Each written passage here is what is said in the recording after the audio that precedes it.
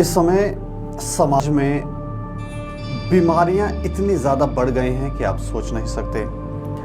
और समस्याओं के साथ साथ बीमारियां जब बढ़ने लगें तो उसका उपचार किस तरह से किया जाए, लोग जो हैं वो असमंजस में पड़ जाते हैं और उन्हें लगता है कि ये बीमारियां शायद उनके पूर्व जन्मों के कर्म हैं जिसका फल बीमारियों के ज़रिए उनको मिल रहा है। अस्पताल बढ़ते जा रहे हैं लेकिन बीमारियां कम नहीं हो रही। अस्पताल बढ़ने से होना तो यूं चाहिए था कि बीमारियां जो हैं वो कम होती और समाप्त हो जाती, लेकिन बीमारियां भी बढ़ रही हैं, अस्पताल भी बढ़ रहे हैं। और किसी भी आप अस्पताल में जाएंगे तो लाइन ही लाइन, लोग लाइन्स में लगे हुए हैं, लोग बीमार हैं। किसी के घर में जाएंगे तो आपको पता चलेगा वहाँ पर भी लोग बीमार हैं। तो ज़्यादातर हम यूँ कह सकते हैं कि इस समय समाज में ज़्यादातर लोग जो हैं वो बीमार हैं। इस गंभीर विषय के ऊपर हम चर्चा करेंगे। चर्चा करने के लिए हमारे साथ गौरव विग हैं जो लाइफ कोच हैं, मेडिटेशन एक्सपर्ट हैं, रेकी ग्रैंड मास्टर हैं।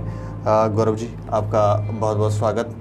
बहुत बहुत आभार। पुनः एक बार स्वागत। दीपक जी, अच्छा, ये काफ़ी गंभीर विषय है। लोग इतने ज़्यादा बीमार हैं कि अस्पताल भी बढ़े लेकिन बीमारियां कम नहीं हुई। तो ये बीमारियां हमें लग क्यों रही हैं? इसका कोई आध्यात्मिक कारण है, कोई कर्म से जुड़ा हुआ कारण है, क्या है? हम इसके सभी कारणों को समझने का प्रयास करते हैं दीपक जी। अक्सर मैं लोगों से सुनता हूँ कि फलानी बीमारी आ गई, अब ये तो ठीक नहीं होगी जी, ये तो अब मेरे प्राण लेकर के ही जाएगी। तो इस तरह की स्टेटमेंट मैं तकरीबन रोज सुनता हूँ, क्योंकि बीमारी हमें लग नहीं गई बल्कि हमने मेहनत करके उस बीमारी को अपने अंदर जमा किया, पैदा किया, बनाया और बढ़ाया है। क्योंकि हमने सालों तक एक विशेष प्रकार के तनाव को अंदर जमा किया। उस प्रकार के तनाव ने एक प्रकार की बीमारी को, एक किस्म की बीमारी को जन्म दे दिया। वो बीमारी शारीरिक है, वो मानसिक है, वो भावनात्मक है, वो कुछ भी हमारे जीवन में अभाव है, कमी है, तो बीमारी को जन्म हमने दिया है जी।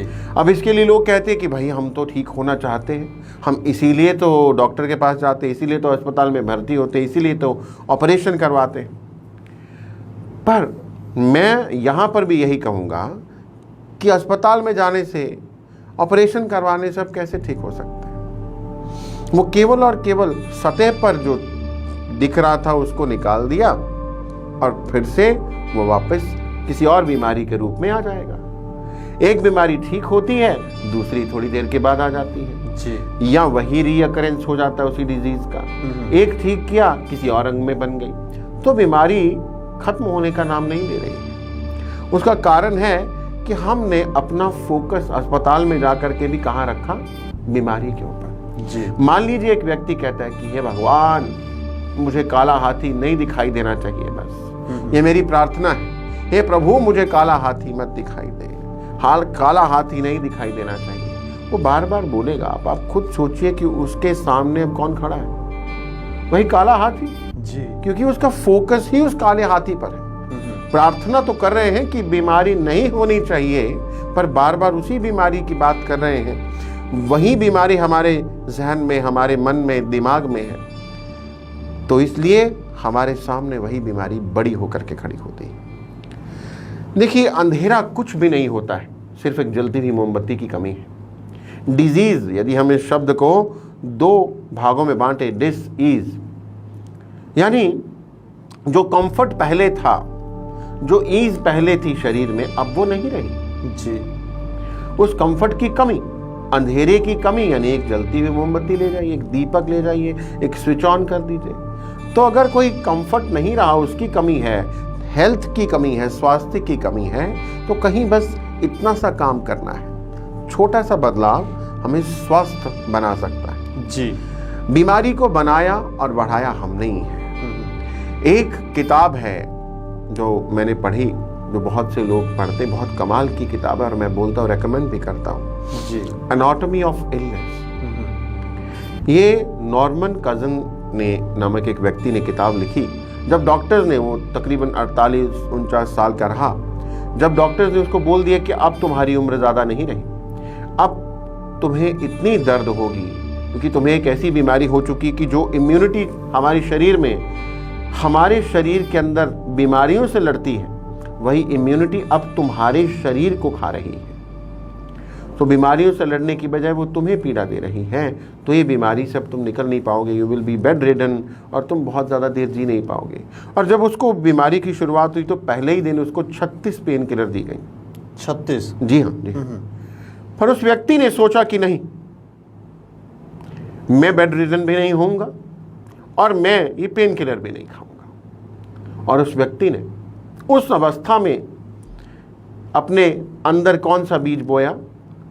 मुस्कुराने का, हंसने का। और वो जोर जोर से हंसने लगा, रोज अपनी बीमारी पर भी हंसने लगा।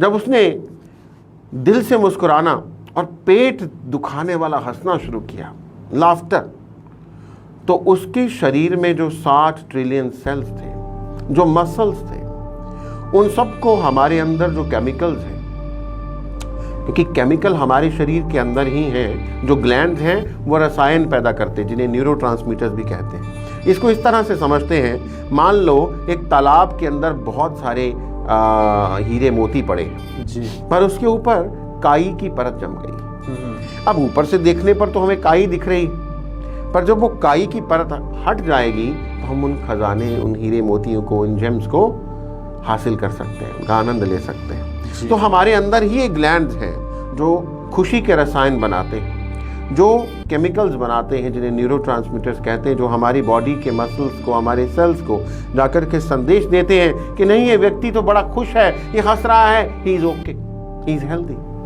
वेयरएज एक व्यक्ति को सिर्फ इतना सा बता दिया जाए कि भाई तुम्हें बीमारी होने का खतरा है, तो वो रोना शुरू कर देता है, वो परेशान हो जाता है, वो हमेशा बीमारी के बारे में सोचता है। ना केवल उसको खतरा, यदि उसने किसी को बीमार देख भी लिया तब भी वो व्यक्ति डरा हुआ है। एक रिसर्च के मुताबिक कैंसर से इतने लोग नहीं मरते जितने कैंसर के डर से मरते हैं। जी, कैंसर से होने वाली मृत्यु कम है और कैंसर के डर से होने वाली मृत्यु ज्यादा है। लोगों के अंदर डर है, तो जब डर होगा तो वही डर आपके बॉडी के सेल्स में, वही मैसेज आपके मसल्स में जाएगा और शरीर उसके ऊपर काम करेगा। मान लीजिए हमारे पास खाना है, खाना बिल्कुल रेडी है, पर हमारे घर में चोर या लुटेरे घुस जाते हैं और डाकू आ जाते हैं और वो डाका डालते, तो उस समय हम खाना नहीं खा सकते, पड़ा हुआ पर मन ही नहीं हो रहा खाने का। इसी तरह से मान लीजिए हमारे शरीर में डायबिटीज 2 के सिम्टम्स हैं, शुगर है जिसको हमारा शरीर कंज्यूम नहीं कर पा रहा है, क्योंकि हमारे दिमाग में ये तनाव रूपी, नेगेटिव थॉट्स रूपी डाकू आ गए। अब हमारे मसल्स को यहाँ से यही मैसेज जा रहा है कि I am not okay, something is not okay, some चोर आ गए हैं, कोई घुसपैठी आ गया है, बिकॉज बॉडी का सिस्टम खुश रहने का, तो तनाव नहीं है। वो शेर चीते जो हमने यहाँ डाल दिए, तनाव रूपी नेगेटिव थॉट्स, वो हमारी बॉडी जो है उनको समझ नहीं पा रही। उनको अब बॉडी खाना थोड़ी खाएगी, शुगर पड़ी है इसलिए शुगर लेवल ऊपर चला जाएगा, ब्लड प्रेशर बढ़ जाएगा, प्रॉब्लम बढ़ जाएगी, हार्ट डिजीज हो जाएगी। इस तरह से बीमारियां बन रही हैं, तो इनको पाला भी हमने, बनाया भी हमने है। तो इसलिए यहाँ पर सिस्टम को बदलने की ज़रूरत है। लोग कहते हैं कि ये बीमारी हमारे पिछले जन्म का कोई कर्म है, पिछले जन्म से जुड़ी हुई है, इसके बारे में क्या क्या कहना चाहिए? मैं दीपक जी ये कहूँगा कि हर बीमारी पिछले जन्म के कर्म की नहीं होती है। हर बीमारी पिछले जन्म के कर्म की नहीं है और हर कर्म बीमारी के रूप में नहीं आता है। पर हाँ, कुछ बीमारियां पिछले जन्म के कर्मों की होती हैं, बिल्कुल होती हैं। पर ये कह करके हम अपने इस जन्म के कर्मों का छुटकारा नहीं पा सकते उससे कि सब पिछले जन्मों का, इस जन्म में तो मैंने कुछ किया ही नहीं जी। इस जन्म में कर्म, लॉ ऑफ कर्मा जो है, कर्म का प्रतिफल, वो 10 गुना ज़्यादा स्पीड से काम कर रहा है। मतलब हम बेशक किसी को मारे पीटे नहीं, पर इस समय क्योंकि कर्म का प्रतिफल 10 गुना ज़्यादा स्पीड से फल दे रहा है, लॉ ऑफ कर्मा 10 गुना ज़्यादा गति से मैनिफेस्ट हो रहा है, दैट मीन्स कि इस समय हम एक इमोशन भी यदि नेगेटिव लेते हैं अपने बारे में, बच्चों के बारे में या औरों के बारे में, तो वो हमें तकलीफ देगा ही। तो ऐसे कर्मों से भी हम कैसे अपने आप को क्लीन चिट दे सकते हैं कि मैं बिल्कुल ठीक हूँ। सो हम ठीक है, कुछ पिछले जन्मों के कर्मों का हो सकता है, कुछ आत्मा ने, आत्मलोक ने स्वयं चुने हो सकते हैं कि ये मैं लेसन लूंगी या लूंगा जा करके, पर बहुत से कर्म हम यहाँ करते हैं जिनको हम मैनिफेस्ट भी कर रहे हैं और हम उनकी वजह से सफ़र भी कर रहे हैं जी। इसलिए इसको समझना है। मतलब पिछले जन्मों से कनेक्टिविटी है। और नए जैसे अभी समाज के अंदर काफ़ी सारे लोग जो हैं कुछ उल्टी सीधी हरकतें भी करते हैं, उसकी वजह से भी ये भी एक कर्म है जिससे बीमारी के रूप में ये बिल्कुल बिल्कुल। जो अगर हम किसी और के लिए एंगर रखते हैं, हम किसी और के लिए हेट्रेड रखते हैं, तो हमने किसी और के लिए नहीं रखा, वो हमारे शरीर में एक बीमारी पैदा कर देगा जी। अगर हम अपनी वर्थ को नहीं समझ रहे हैं, दूसरों को प्रति हेट्रेड रख रहे हैं, तो कैंसर हो जाएगा, कैंसर के रूप में बीमारी आ जाएगी। अगर हम कोई और भाव, कोई और इमोशन रखते हैं, नेगेटिव इमोशन रखते हैं, तो किसी और तरीके से हमारा शरीर प्रतिक्रिया कर देगा। कई बार हमने देखा कि लोग अपने स्वाद के लिए किसी को दुख देते हैं, कष्ट देते हैं, वो भी बीमारी के रूप में आ सकता है। बिल्कुल बिल्कुल बिल्कुल जी जी जी जी दीपक जी। हम किसी को किसी भी प्रकार का कष्ट देते हैं, वो हमारे शरीर में वो ऊर्जा उसकी बन गई है, हमारे मस्तिष्क में। ये नहीं है कि किसी या मैं, उसमें वो भाव है। हमारे शरीर के अंदर 60 ट्रिलियन सेल्स में वो मैसेज जा चुका है, जा रहा है निरंतर। हम जो सोचते हैं, हमारा शरीर उसके ऊपर प्रतिक्रिया देता है। इसीलिए कहा जाता है कि हम क्रिएटर हैं अपने जीवन के, हम ही डिस्ट्रॉयर भी। बिल्कुल, हम ही डिस्ट्रॉयर भी। इसके अलावा हॉस्पिटल, हमने देखा कि कई सारे हॉस्पिटल जो हैं वो खुल गए हैं, और हॉस्पिटल जितने ज़्यादा खुल रहे हैं उतनी ज़्यादा बीमारियां भी बढ़ रही हैं, कम नहीं हो रही। लोग लाइनों में लगे हुए हैं। ये क्या मतलब, बीमारियां खत्म होनी चाहिए थी या बढ़ रही हैं? इसका कोई कारण बताएं। देखिए, अस्पताल बढ़ रहे हैं, पर अगर हम ये सोचें कि अस्पताल या डॉक्टर बढ़ रहे हैं, अगर हम ये सोचें कि अस्पताल जो है वो किस कार्य के लिए है, क्या वो बीमारी के लिए है, या एक तंदुरुस्त व्यक्ति अपने आप को और तंदुरुस्त करना चाहे तो उसके लिए वो स्थान है। जितने भी अस्पताल बने वो बीमारियों के लिए बने, वहाँ बीमार व्यक्ति जाता है और निरंतर अपना फोकस बीमारी पर ही रखता है। मैं बीमार, बड़ा बीमार, बड़ा बीमार। और एक और आदत हो गई कि अगर किसी को डायग्नोज हो गई कोई बीमारी, तो उसको 10-20 लोगों को फोन करके सिंपैथी भी गेन करनी है। अरे दोस्त यार, मैंने टेस्ट करवाया था, बड़ा बुरा हाल, मेरा तो बहुत रिपोर्ट खराब आ गई, मेरा तो ये सब बड़ा हुआ है, ये सब बड़ा हुआ है, बहुत खराब रिपोर्ट है, डॉक्टर ने तो बहुत बोला कि बस अब तुम्हारा तो अब कुछ नहीं हो सकता, दवाइयों के सहारे जीवन चलेगा। Why? Because we want to gain sympathy of others. तो हमने बीमारी से सिंपैथी, प्रेम, हमदर्दी पाना भी बीमारी के साथ जोड़ दिया। दैट मीन्स कि हम अपने मस्तिष्क में, अपने मन में, सबकॉन्शियस माइंड में ये बात पक्की डाल रहे हैं कि मुझे प्रेम जो है वो इस बीमारी की वजह से मिलना है, इसलिए बीमारी कभी ठीक नहीं होनी चाहिए। जितनी बड़ी बीमारी उतना ज़्यादा प्रेम जी, उतनी ज़्यादा हमदर्दी। सो अपनी बीमारियों को हम पाल रहे हैं, पालन पोषण कर रहे हैं, स्वयं कर रहे हैं। बिल्कुल स्वयं कर रहे हैं। यही तो कारण है कि हॉस्पिटल बढ़ते जा रहे हैं। हॉस्पिटल बढ़ रहे हैं बिकॉज जिस तरह से हम अपने आप को ट्रीट कर रहे हैं, सेल्फ लव की कमी हो रही है। ईगो तो बढ़ रही है, सेल्फ लव की कमी हो रही है। सेल्फ लव होगा तो हम बाकी से प्रेम करेंगे। इन भावों की कमी हो रही है, बीमारियां पाल रहे हैं, अस्पताल पूरे नहीं पड़ रहे हैं, बढ़ते तो जा रहे हैं पर पूरे अभी भी नहीं पड़ रहे, अभी भी शॉर्टेज की। जी, कौन सी ऐसी चीज़ है जो बीमारियों को ठीक होने से रोकती है? बीमारियों को ठीक होने से रोकती है हमारी एंजाइटी, हमारा ही अपना मन। जब कोई बीमारी आती है, हमारे अंदर एक हीलिंग पावर है। अब कोई कहेगा हीलिंग पावर, यदि मैं पूछूं कि हीलिंग पावर किस तरह से आपकी सिस्टम में काम करती, कोई कहेगा जी मैं अच्छा भोजन लूं, जूस और फ्रूट लूं, कोई कहेगा मैं योगा करूं, कोई प्राणायाम करूं, कोई कहेगा ध्यान करूं, आध्यात्म से जुड़ जाऊं, तो मेरा हीलिंग सिस्टम जो है वो अच्छे से काम करता है शरीर का। क्योंकि शरीर के अंदर ही एक अस्पताल है जी, हमारा शरीर ही एक अस्पताल है, अंदर ही एक औषधालय है। औषधियाँ अंदर बन रही हैं, शरीर बना रहा है, ठीक कर रहा है। हमारा शरीर अपने आप पैरासीटामोल बना सकता है, अपने आप न्यूरोबियन बना सकता है, अपने आप हर केमिकल को बना सकता है, अपने आप हमारी हड्डी टूटती तो जोड़ सकता है, अपने आप यदि कोई कट लग जाता है तो उसको हील कर सकता है, अपने आप जख्मों को ठीक कर सकता है।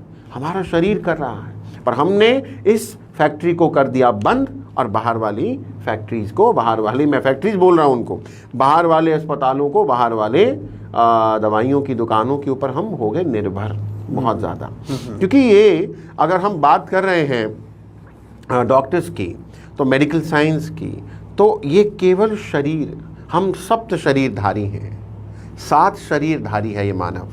तो हमारे शेष जो शरीर है 6 बॉडीज में जो हो रहा है उन्हीं का रिफ्लेक्शन हमारे साथ में यानी भौतिक शरीर फिजिकल बॉडी में आ रहा है। तो ये जो दवाई है वो केवल और केवल फिजिकल बॉडी पे काम कर रही है।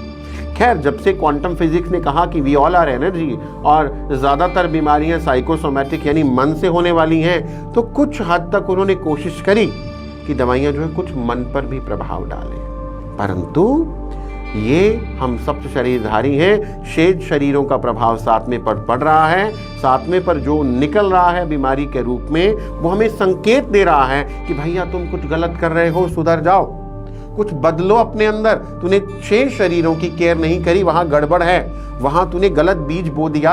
अब फल तुम वही काट रहे हो और फल काटते हुए रो रहे हैं और दवाई खा करके ये समझते हैं कि यहाँ पर जो फल है वो ठीक हो जाए। जब तक आप बीज नहीं बदलेंगे, तब तक नया बीज नहीं बोएंगे, तब तक आप ये ही फल काटेंगे। तो इसलिए ये केवल और केवल भौतिक शरीर पर काम करती है, वेरएज़ हमें खुद के बाकी शरीरों पर काम करना है ताकि ये बीमारी जाए, जड़ से जाए। बाकी शरीर आप कह रहे हैं 6 और शरीर है, ये कहाँ है? ये हमारे अंदर ही है, बिकॉज ये सटल सूक्ष्म रूप में है। थोड़ा सा हमें जैसे मेंटल बॉडी, जैसे मेंटल बॉडी है हमारी मनमय कोश। हमारे शास्त्रों ने भी पंच कोशों की बात करी है, जैसे अन्नमय कोश, प्राणमय कोश यानी एनर्जी बॉडी, मनमय कोश यानी मेंटल बॉडी। सो पंच कोशों की बात भी करी है, इस तरह से 7 शरीरों की बात करी है, जिनमें से 4 मुख्य हैं, जिसमें पहला आता है फिजिकल बॉडी, फिर आता है एनर्जी बॉडी, फिर आता है इमोशनल बॉडी, फिर आता है मेंटल बॉडी। सो ये तीनों का इम्पैक्ट जो है वो हमारी फिजिकल बॉडी पे पड़ रहा है। मन में जो चल रहा है उसका प्रभाव शरीर पर पड़ेगा।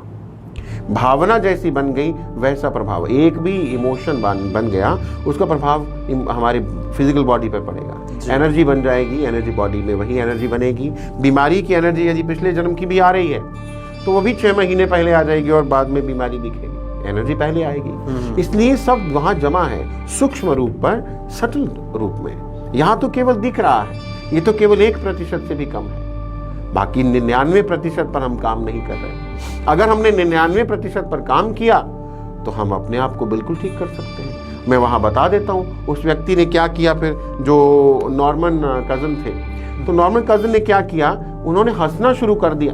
उनकी कहानी से और समझ में आ जाएगा, फास्ट फॉरवर्ड में चला जाता हूं मैं आगे।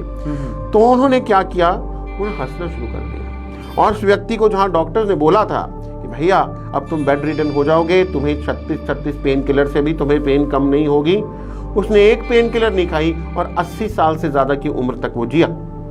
एक बार भी, एक दिन के लिए भी वो बेड रिडन नहीं हुआ, एक बार भी उसको दर्द नहीं हुई पूरे जीवन में। तो वो समझ पाया कि उसके अंदर ही हीलिंग पावर है जो शरीर को ठीक कर रही है। उसने अपने शरीर को समझा, काबू, कंट्रोल किया और बदल दिया। हमें समझना है। कहा जाता है कि हमारे अंदर ब्रह्मांड जो है वो हमारे अंदर ही है जी। तो क्या हम उस ब्रह्मांड की शक्ति से अपने शरीर को ठीक नहीं कर सकते? बिल्कुल कर सकते हैं दीपक जी, बिल्कुल कर सकते हैं। देखिए, हमारा जो डिजीजेज है, केवल 2 प्रकार की बीमारियां जो हैं वो बाहर से होती। जैसे एक, हमने बहुत कुछ गलत खा लिया, हमारा शरीर अब उसको पचा नहीं पा रहा है, और दूसरा कोई दुर्घटना हो गई, गिर गए, कोई चोट लग गई, कोई दुर्घटना हो गई। बाकी सब या तो हमारे मन से उत्पन्न होने वाले रोग हैं, जिन्हें साइकोसोमैटिक कहते हैं। साइको यानी मन, सोमा यानी बॉडी। तो साइको यानी मन से बनने वाला शरीर, मन से बना रहा है निरंतर। हमारे शरीर में पुराने सेल्स, जो कमज़ोर सेल्स हैं वो मर रहे हैं और नए सेल्स बन रहे हैं। तो नए सेल का निर्माण हमारा मन ही कर रहा है। मन जिस तरह का होगा, मन में जिस तरह के विचार होंगे, मन में जिस तरह का इमोशन होगा, वही प्रकार का मैसेज हमारे नए सेल्स को मिलेगा और नई सेल्स की ऊर्जा बनेगी। तो क्या है, एक बीमार व्यक्ति क्या कर रहा है, लगातार बीमारी के बारे में सोच रहा है। एक गरीब व्यक्ति क्या कर रहा है, लगातार धन के अभाव के बारे में सोच रहा है। ठीक है, तो अगर आप सोच ही उस काले हाथी के बारे में रहे हैं कि काला हाथी नहीं चाहिए, पर आप निरंतर ऊर्जा उसको दे रहे हैं। बीमारी नहीं चाहिए बट आप निरंतर सोच रहे हो बीमारी का बहुत बुरा हाल है, मेरी टांगे। आसपास में बैठे हुए लोग होते हैं, वो भी वही परिवार वाले, ओहो ये तो बहुत ज्यादा बीमार हो गया है, वो भी कंट्रीब्यूट करते हैं इस सब में। तो वो भी कंट्रीब्यूट करते हैं, क्योंकि एक सिस्टम हमने बना लिया कि भाई बीमार है तो उसको तो ये कहना है, नहीं तो बुरा मान जाएंगे। तो ये बेसिकली कंट्रीब्यूट कर रहे हैं, हम उनके मन के अंदर वो विचार जमा कर रहे हैं कि बड़ा बुरा हुआ, माइग्रेन तो अब ठीक नहीं हो सकती, डायबिटीज़ हो जाए तो कहाँ ठीक होती है जी, उसकी भी नहीं ठीक हुई, उसकी भी नहीं ठीक हुई, मेरे बुआ के बेटे की ठीक नहीं हुई, मेरे फ्रेंड की ठीक नहीं हुई, आपकी कैसे हो सकती, बड़ी बुरी बीमारी, ये लाइलाज बीमारी है जी।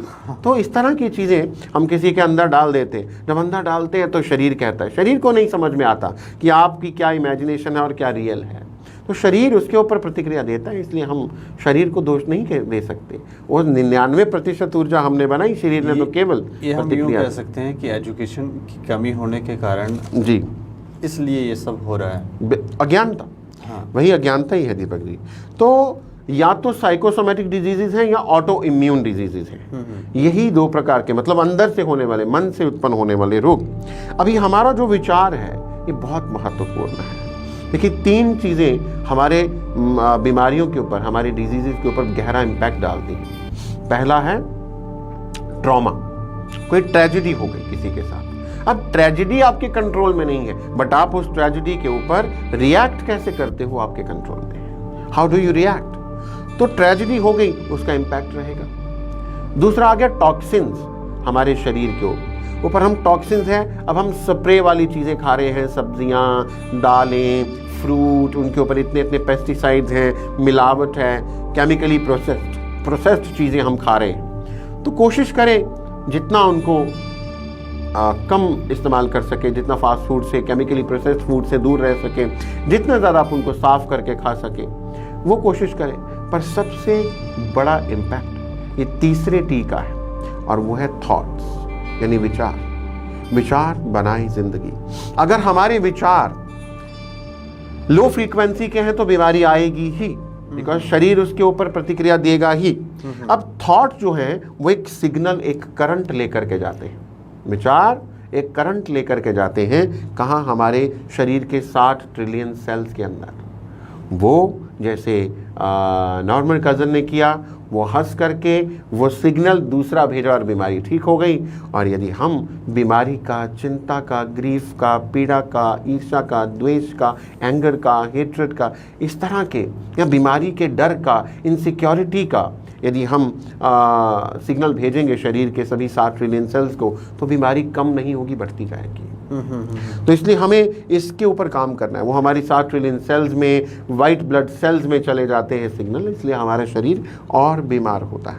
इसके अलावा मैं अंत में आपसे जानना चाह रहा हूँ कि बीमारी के बारे में अंत में, ताकि सम अप कर दें, ताकि लोगों को समझ आए कि कैसे इससे इम्प्रूव किया जाए और कैसे इससे बचा जाए। जी जी जी। देखिए बीमारी के बारे में मैं थोड़ा इसको समअप कर देता हूँ, क्योंकि कार्मिक बीमारियां भी होती। ज़्यादातर बीमारियां, जैसे मान लीजिए गंभीर मानसिक रोग है, शिज़ोफ्रेनिया हो गया, मेंटली रिटार्डेड लोग जो होते हैं, या बिल्कुल पागल जैसे, मतलब मंद बुद्धि के तौर पे यदि कोई पैदा हो रहा है, तो वो ज़्यादातर पिछले जन्मों का प्रतिफल होता है। पिछले जन्म के कर्मों का प्रतिफल है वो। दूसरा आता है बीमारियां जो आत्मा आत्मलोक में खुद चुनती है। क्यों? कि उसने या तो अपने कर्म क्लीन करने हैं, या फिर उसने अपने लेसन सीखने हैं। वो लेसन्स कई प्रकार के हो सकते हैं। वो लेसन सेल्फ लव हो सकता है, वो लेसन कुछ और हो सकता है। तो अलग अलग तरह के सबक सीखने हैं। अनंत लेसन्स आत्मा यहाँ पर आकर के सीखती है। और तीसरा है हमारे इस जन्म के विचारों का, नेगेटिव पैटर्न्स का, हमारी नेगेटिव थॉट फॉर्म्स का प्रभाव। जैसे यहाँ पर मैं एक और महान व्यक्ति का नाम लेना चाहूँगा, लुई एस हे। उन्होंने एक किताब भी लिखी है, हील योर लाइफ। पर लुई हे को कैंसर था, और उन्होंने अपने कैंसर को स्वयं केवल मन की शक्ति से ठीक किया। और वो कैंसर उनको बहुत छोटी अवस्था में ही था, युवा अवस्था में, और वो बहुत लंबी आयु तक जी। उन्होंने अफर्मेशंस कि जो उनको जननी कहा जाता है, अफर्मेशन यानी पॉजिटिव सेंटेंसेस जो अपने अंदर, अपने अवचेतन मन को, अपने माइंड को देते हैं, जो हमारी बॉडी को हील करता है। उनको अफर्मेशन की जननी भी कहा जाता है संसार में, क्योंकि लुई हे ने अपनी और अनेकों और लोगों की बीमारियों को केवल अफर्मेशन से ठीक किया है। पर मैं यहाँ पर एक चीज़ कहना चाहूँगा कि अफर्मेशन के साथ साथ यदि हम अपने मन में बदलाव ले आएं, अपने इमोशंस के लेवल तक काम जी। करें, रूट कॉज तक चले जाएं, तो मुझे लगता है कि बीमारी की रीअकरेंस नहीं होगी। एक बार ठीक हुई तो फिर जड़ से ठीक हुई, क्योंकि आध्यात्मिक एंगल से देखा जाए तो हर बीमारी हमें कुछ देती है। गुरबाणी में भी लिखा है गुरुजनों ने कि दुख दारू सुख पीड़, मतलब दुख दारू, दारू मीन्स मेडिसिन है। Every pain is medicine for soul, आत्मा के लिए, क्योंकि आत्मा को उन्नति का अवसर मिलता है। वैसे भी दुख में ही ईश्वर को याद करते हैं, ठीक है ना। दुख में सिमरन सब करे, सुख में करे ना कोई, जो सुख में सिमरन करे तो दुख काहे को होए। तो दुख में याद करते हैं, इसलिए फॉर सोल, एक आत्मा के लिए ये बड़ा इंपॉर्टेंट फेज रहता है। यदि वो अपना सबक सीखे तो दुख समाप्त हो जाता है। कुछ ऐसा कोई आसान सा तरीका बताएं जैसे लोग जो हैं अपने शरीर में अगर उनकी बीमारी है तो उसे ठीक कर पाएं या हीलिंग पावर को इम्प्रूव कर बढ़ा पाएं। बहुत सही। देखिए, मैं 3 तरीके यहाँ पर बताता हूँ। पहली बात, बीमारी से जुड़े हुए डर को निकाल दीजिए। बीमारी से जुड़ा हुआ डर, बिकॉज एक रिसर्च के मुताबिक ये जाना गया, मैंने पहले भी बोला कि कैंसर से कम लोग मरते हैं, कैंसर के डर से ज्यादा लोग मरते हैं। बीमारियों का डर, लोगों के अंदर इतना डर है, यदि उनके किसी परिजन को, मित्र को, जानकारी में किसी को, सर्कल में कोई बीमारी हुई तो उनके अंदर वो डर है कि कहीं मुझे या मेरे अपने को किसी को ना हो जाए, तो वे इनसिक्योर हैं, उनके अंदर वो फियर फोबियाज हैं।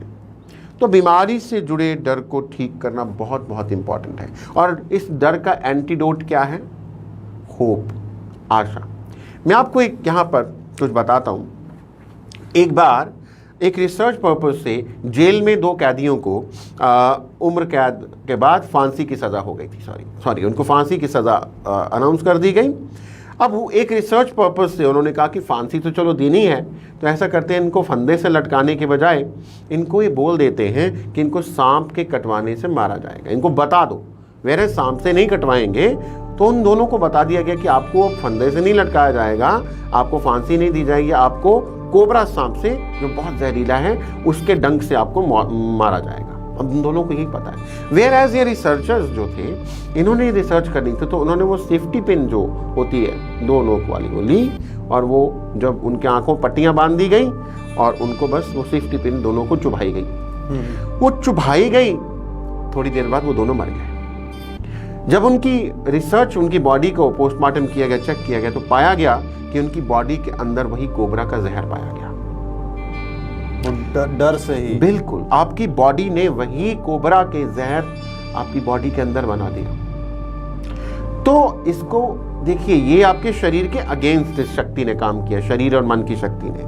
वेयर एज इसी को अगर हम पॉजिटिव समझें, तो यदि आपके भीतर आशा की शक्ति बनाते हैं, आप होपफुल हैं, आप बहुत पॉजिटिव हैं, तो आपके मन की शक्ति, आपके शरीर की शक्ति आपको स्वस्थ करने में लग जाएगी, जिसे बोलते हैं प्लेसिबो इफेक्ट। कई बार डॉक्टर किसी को कोई बीमारी ही नहीं है, परंतु व्यक्ति मन से, नहीं डॉक्टर साहब आप अच्छे से चेक करिए, डॉक्टर कह रहा आपके सारे टेस्ट ठीक है, आपको कोई प्रॉब्लम नहीं, कुछ तो मुझे लग रहा है, क्योंकि वो मन से बीमार हो चुका है, मन से उसने बीमारी को मान लिया है, अपना गले लगा लिया है, उसको पाल रहा है। तो अब डॉक्टर को कई बार प्लेसिबो, ये भी रिसर्च के लिए किया गया कि बस मीठी गोली, ऐसे ही कोई दवाई नहीं है, it has no medicine value, but वो दे दिया कि ये खाओ जी, आप बिल्कुल कल 2 दिन में ठीक हो जाओगे। वो बस मीठी गोली खाई, उसका कोई मेडिसिन वैल्यू नहीं था, बट क्यों? वो विश्वास के साथ खाई, होप के साथ खाई, तो वो ठीक हो गया। तो प्लेसिबो और नोसेबो का बड़ा इफेक्ट आता है। दूसरी चीज़ जो मैं यहाँ पे बताना चाहूँगा वो ये है कि नेगेटिव केमिकल्स जो हमारे शरीर में बनते हैं, उनको कंट्रोल किया जाए। हमारे शरीर में हमारी ग्रंथियां हैं, बहुत सी ग्लैंड्स हैं, जो पॉजिटिव हार्मोन्स को बनाते हैं। पॉजिटिव हार्मोन्स जैसे डोज हार्मोन, जिन्हें बोलते हैं डोपामिन, ऑक्सीटोसिन, एंडोर्फिन, ठीक है। सो इस तरह के जो हार्मोन्स हैं, फिर मेलाटोनिन, सेरोटोनिन, ठीक है, फिर आता है ह्यूमन ग्रोथ हार्मोन। इस तरह के हार्मोन्स जो बनते हैं, जो हमें पॉजिटिव माहौल देते हैं, खुशी के हार्मोन इन्हें कहा जाता है, खुशी के हार्मोन, खुशी के रसायन। तो इनका हमारी बॉडी में जो सिक्रेशन है वो बढ़ना चाहिए, ताकि हमारी बॉडी के एक सेल में ये खुशी का मैसेज चला जाए, and we should be happy. परंतु इसके विपरीत जब हम तनाव में होते हैं, डर में होते हैं, तो हमारे शरीर में नेगेटिव हार्मोन्स बढ़ जाते हैं, जैसे कॉर्टिसोल, एड्रेनालाइन। सो कॉर्टिसोल और एड्रेनालाइन जब हमारे शरीर में बढ़ते हैं तो तनाव बढ़ जाता है, डर बढ़ जाता है, बीमारियां बढ़ती हैं। जैसे ही फिर हमारी बॉडी जो है वो फाइट एंड फ्लाइट मोड में मतलब चली जाती है कि बचना है, अब फाइट है। तो जब हमेशा ये फाइट ऑन रहेगी तो शरीर तो उसके लिए जो फाइट है, जब डाकू आ गए भैया तो खाना कौन खाएगा, तो नॉर्मल जिंदगी कौन जिएगा, डाकुओं का डर है। तो हमने यहाँ पर जो डाकू बिठाए हैं नेगेटिव, उनको हमें हटाना है और पॉजिटिव हार्मोन को बढ़ाना है।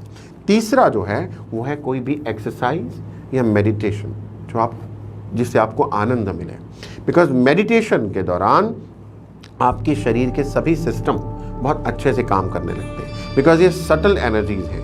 ये सटल एनर्जीज हैं, उससे आपको आपका गोल क्लियर होता है, आपकी विजुअलाइजेशन अच्छी होती है, आप अपनी ही आइडेंटिटी को जो आप धूमिल कर चुके हैं, एक बीमार व्यक्ति के जैसे अपने आप को देख चुके हैं। अच्छा आप कौन, तो लोग बड़े प्राउड से बोलते हैं I am diabetic, I am diabetic. तो अपनी आइडेंटिटी के साथ अपने डायबिटिक, आपको क्या प्रॉब्लम, मुझे कॉन्स्टिपेशन है। भैया आपको सदा ही कॉन्स्टिपेशन तो नहीं रहती, जब रहती है कॉन्स्टिपेशन, जब नहीं होती कॉन्स्टिपेशन, तब आप क्या हैं। तो वो आइडेंटिटी को लोगों ने धूमिल कर दिया, अपने साथ बीमारियों के स्टिकर चिपका लिए। जब हम अपने साथ ये स्टिकर चिपकाते हैं तो ध्यान में या उन एक्टिविटीज में जिनमें हमें अच्छा लगता है, अच्छा सा लाफ्टर, बहुत अच्छे से जोर जोर से मुस्कुराइए, हंसिए। जब ये करते हैं तो आपके शरीर में खुशी के रसायन पैदा होते हैं जो आपको हील करते हैं। ध्यान कीजिए, मेडिटेशन कीजिए, जिससे आप तंदुरुस्त रहें, स्वस्थ रहें और अच्छा निरोगी जीवन जी सकें। शुक्रिया गौरव जी, हमसे बातचीत करने के लिए। धन्यवाद।